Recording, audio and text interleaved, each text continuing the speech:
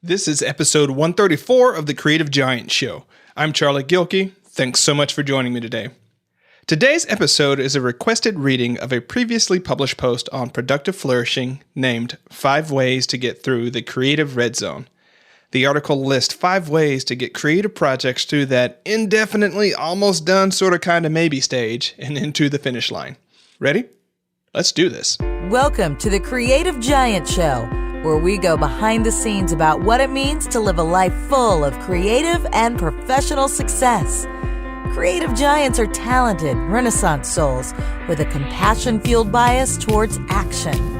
Now, here is your host, Charlie Gilkey. 5 ways to get through the creative red zone. Have you ever been near the end of a project and it just seems to languish indefinitely?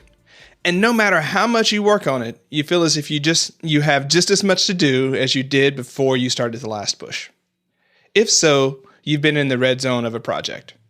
I call it the red zone because it's similar to the phenomenon we see in American football where the offense gets to the last 20 yards before they have scored a touchdown, only to lose the ball or, at best, have to go for a field goal rather than a touchdown. In football, it's fairly obvious why there are so many red zone turnovers. For one thing, the defense locks down and has less field to cover, so the offense has fewer options for how to push the ball forward. Then there's the fact that offensive players do one of 3 things. 1, they take it for granted that they're done and don't give it 100%. 2, they succumb to the fatigue of having driven the ball 60 yards. Or 3, they get overexcited and make mistakes because they're thinking about it too much. Creative projects have very similar patterns. The defense is the resistance, your shadow stuff, or your operating assumptions about what's going to happen if you finish the project.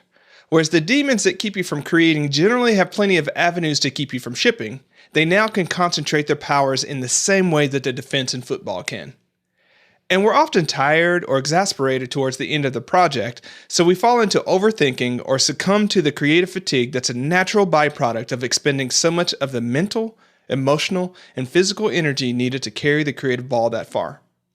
Ironically, decision fatigue makes it more likely that we'll overthink things precisely because we don't have the inner resources to make decisions in the face of uncertainty.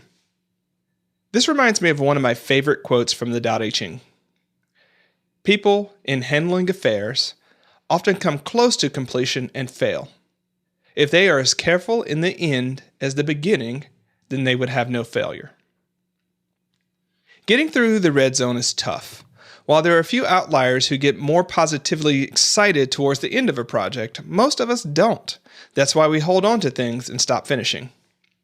Here are 5 ways to get through the creative red zone. 1. Double down by returning to the why of the project. When we shift to the hows and whens of a project, it's easy to lose sight of why we started in the first place. If it's a project worth doing, and it almost always is, there are people who will be better off when you get it out there in the world. You'll either have solved a standing problem or delighted them. Either case means that the world is a little better because of what you've been doing. And then there's the reality that you'll be better off in the long run. You'll have one more thing that matters done, and you can be proud of what you've created. Finishing our great work is one of the greatest gifts we can give ourselves. 2. Focus on getting it to good enough. As Voltaire said, perfection is the enemy of good, for no other reason than that perfection is unattainable, which means that if that's your goal, you'll never be done. The key to useful prolificness is understanding that getting something to good enough is the best we can do. We need other people to make our work excellent, which means we have to let it go when it's good enough and get it into the hands of the people who are going to help us make it excellent. 3. Know that the more it matters, the more it's only a start anyway. The more the project matters to you or the people who benefit from it, the more it's only a start. Something I've heard Todd Satterson say is that a book is only a conversation starter. A beta application starts a relationship of delight and utility with its user. A smaller, simpler workshop begins delivering experiences that you can build on later in your career. A leadership initiative is just the start of greater things to come for you and your team. We often falsely assume that the more it matters, the better the start of it should be. The reality is much more humbler and accessible. The more something matters, the better it is that we start finishing sooner. 4. Understand that you're usually working on your own mindset towards the end.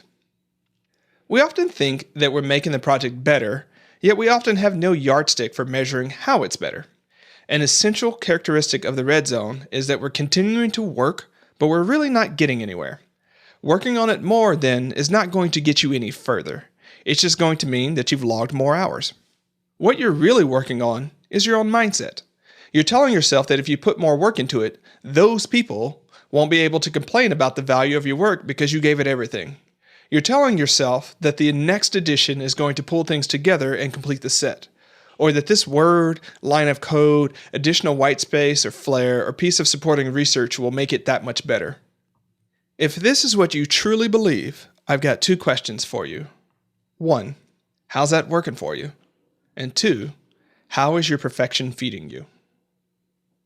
5, do your work, then step away. I'm one of the worst people about stacking the deck in my favor and ensuring that I get the outcomes I want. The problem, of course, is that there's only so much you can do with creative work to ensure that it's successful. If it's overproduced, it fails worse than if it's incomplete but true to the spirit of the project. As Krishna told Arjuna, we have a right to our labor, but not to the fruits of our labor. Hat tip to Stephen Pressfield on that one. When you make art, broadly speaking, you give up predictability for remarkability. Of course, you might fail, but the silver lining is that you'll no longer be perennially stuck in the red zone. You'll get to try something with the knowledge that the last thing didn't work, so you can invest more of your energy into alternative options. Or perhaps returning to the heart of the matter will reveal that it wasn't something you should have been doing in the first place. Better to know that today than 3 weeks, months, or years from now. Again, referencing Lao Tzu from the Tao Te Ching. Do your work, then step away. You'll always have a red zone. The red zone never goes away if you're really showing up. While I don't want to give the impression that your great work has to be hard, it's still true that if putting something out there in the world doesn't scare you, you're probably phoning it in. You can do better, and there's a place for easy swings. Just get real about what type of project this is for you. Hint, if there's an easy swing, that's all the more reason not to hang on to it. Do it well, but get it done. For this piece, though, my work is done. It's time to step away. How do you work through the red zone when you know you're in it? Think about it, and if the way that you're going about it isn't working, maybe give one of these 5 strategies a try. To sort of wrap things up, we've got 1, double down by returning to the why of the project. 2, focus on getting it to good enough. 3, know that the more it matters, the more it's only a start anyways. 4, understand that you're usually working on your own mindset toward the end. And 5, do your work, then step away. Until next time, stand tall. We're having some great conversations in the Creative Giant Campfire, our free Facebook group. Search for Creative Giant Campfire in Facebook to join us there. It's where we're grabbing these suggestions, but we're also sharing prompts, microposts, and other content that helps us stand tall together. And if you're digging the Creative Giant Show, I'd really appreciate it if you'd leave a rating or review on iTunes. If you're not familiar with how to do this, there's a walkthrough available on the podcast page on productiveflourishing.com. Thanks. Thanks for listening to the Creative Giant Show. To find more tools and inspiration for creative giants, head on over to productiveflourishing.com. Stand tall, creative giant.